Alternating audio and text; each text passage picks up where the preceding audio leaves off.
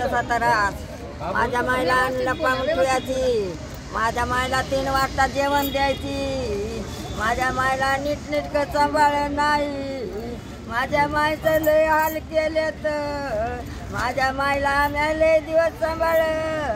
माझी माय आता आपण या ठिकाणी पाहत आहोत की आमच्या विभागातील कल्पना गवळी सुभाष टेकडी या ठिकाणी दिलेली होती. गेल्या 15-20 वर्षापूर्वी हे लग्न झालेलं आहे, परंतु सतत त्या फॅमिलीनं या मुलीला त्रास दिलेला आहे. गेल्या कित्येक वर्षापासून त्या त्रासाला कंटाळून शेवटी ती आपल्या आईवडिलाजवळ राहत होती आणि स्वतंत्र राहत होती आणि आपल्या मुलांना शिकवत होती.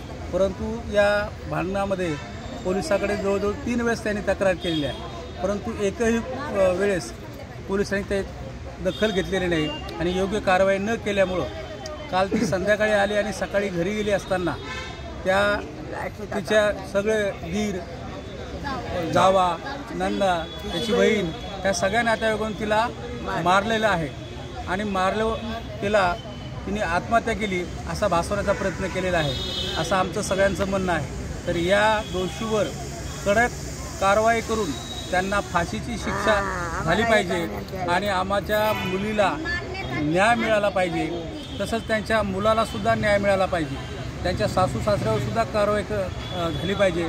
नसता आम्ही विविध पक्षाची लोक, आमच्या विभागातील लोक मोठं आंदोलन करू आणि न्याय मिळवण्यासाठी प्रयत्न करू.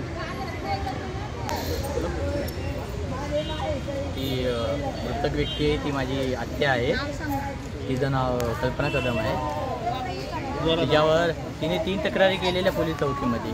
पहिल्या तक्रारीनंतर शक्यतो ॲक्शन घ्यायला हवी होती पोलिसांनी उलट तिलाच तिकडनं हाकलून लावलं, ॲक्शन न घेता तसंच पाठवलं घरी. मग तिने दुसऱ्यांदा पण तक्रार केली, दुसऱ्यांदा पण नाही ऐकलं, मग तिसऱ्यांदा पण तक्रार केली, तिसऱ्यांदा पण पोलिसांनी त्रास दिला.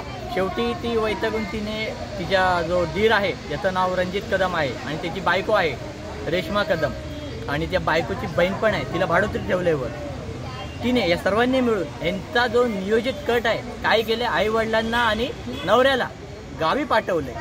गावी पाठवून यांनी सांगितलं आम्ही हिला काटा काढतो, हिला काहीच देणार नाही, आम्ही हिला त्रास करून हिला नाही का आम्ही एकतर हिला आत्महत्या करण्यास प्रवृत्त करेल, नाही तर इकडनं पळून लावू, असा हे नियोजित कट होता. आणि त्या प्रकारे तिने वैतागून तिने त्रासाला सर्वांच्या आत्महत्या केली आणि फाशी घेतली.